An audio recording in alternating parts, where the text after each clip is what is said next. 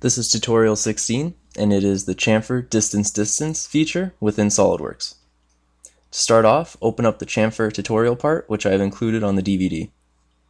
Once that's open, let's click chamfer, click distance. Now, in this feature, instead of using an angle and a distance, you're using two distances to create the chamfer.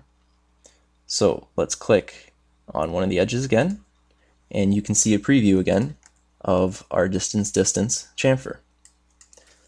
So let's start out both at 10 millimeters.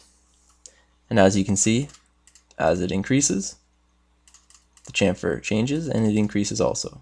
So for the first one, let's make it 40 millimeters and 10 millimeters. Click accept, and we can cut off that chamfer.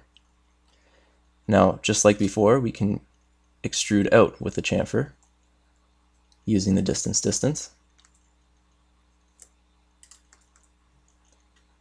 Now for this one, let's make it 10 by 10. Click accept, and we've chamfered out 10 by 10 there.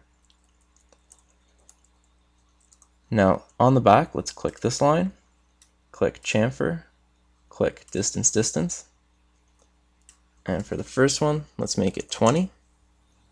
And instead of making this one 20, you're able just to click equal distance, and they're both at 20.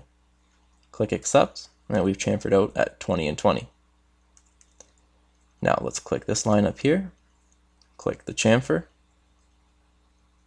click the distance,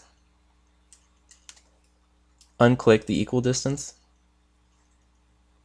and let's keep extruding this all the way to the bottom, and let's make this go all the way to the side. Now click OK, and we've chamfered that whole plane there. This concludes our tutorial on the chamfer distance feature within SOLIDWORks.